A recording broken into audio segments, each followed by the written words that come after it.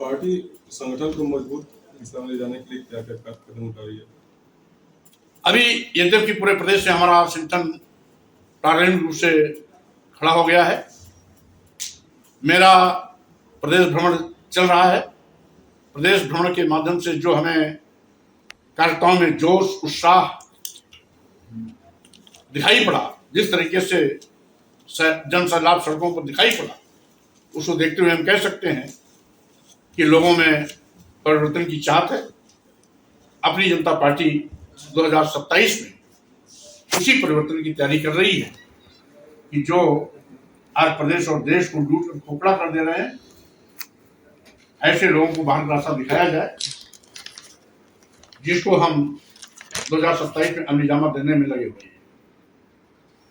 महिलाओं के प्रति आरक्षण के लिए को लेकर जो बातें होती है कि 33% आरक्षण दिया जाएगा, कुछ भी, आप अपनी पार्टी में कितना उनको जगह देना चाहेंगे?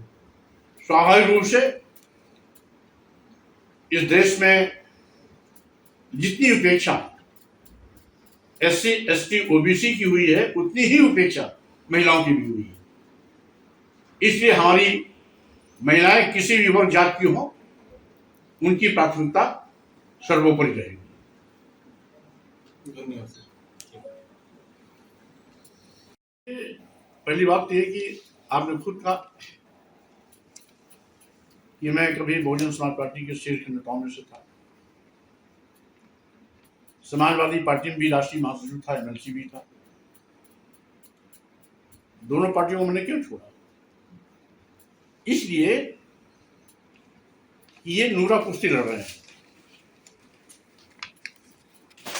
बहुजन समाज पार्टी बाबा साहब के मिशन मानव काश्याम के सामाजिक परिवर्तन आंदोलन से हट गई, इसीलिए आज वो इस दुर्गति को पहुंची।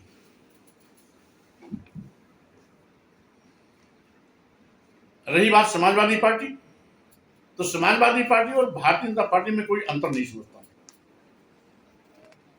समाजवादी पार्टी की सरकार में भी गुंडाराज था, भाजपा राज में भी आज गुंडाराज चरम पर है। समाजवादी पार्टी सरकार में SC ST OBC पर बड़े पैमाने पर जनजातीय अत्याचार होता था, भाजपा राज में भी आज बड़े पैमाने पर SC ST OBC पर जनजातीय अत्याचार हो रहा है। उस समय भी SC ST OBC को फर्जी मुकदमे में फंसाया जाता था, आज भी वही काम हो रहा है। समाजवादी पार्टी ने अपनी सरकार के दौरान SC ST को प्रमोशन में आरक्षण खत्म करने का पाप किया था, आज भाजपा भी आरक्षण को पूरी तरीके से खत्म करने पर उतरा है। भाजपा के नेता कट्टर हिंदू बनने की फिराक में रहते हैं, तो समाजवादी पार्टी के नेता अखिलेश यादव साफ हिंदू बनने के चक्कर में वो भी भाजपा की शैली पर चलते हैं।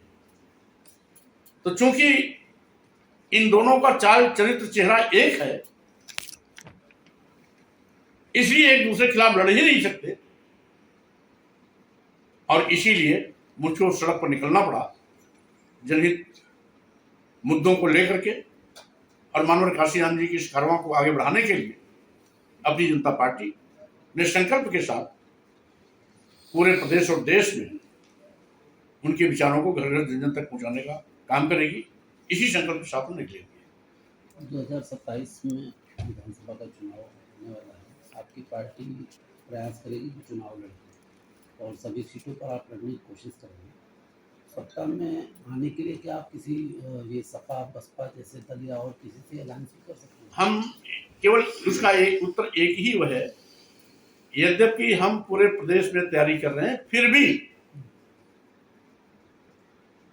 जनता के मांग के अनुरूप यदि आवश्यकता पड़ी तो लाइक माइंडेड लोगों के साथ हाथ मिलाने में हमें कोई परहेज नहीं है। वही चीज पूछना चाहता हूँ कि ये लाइक माइंडेड लोग हैं कौन? सपा बसपा का बता रहे हैं वैचारिक रूप से जो भी नजदीक होगा, जैसे अब उस समय उस परिवेश में हम देखेंगे। बहुत बहुत धन्यवाद आपका।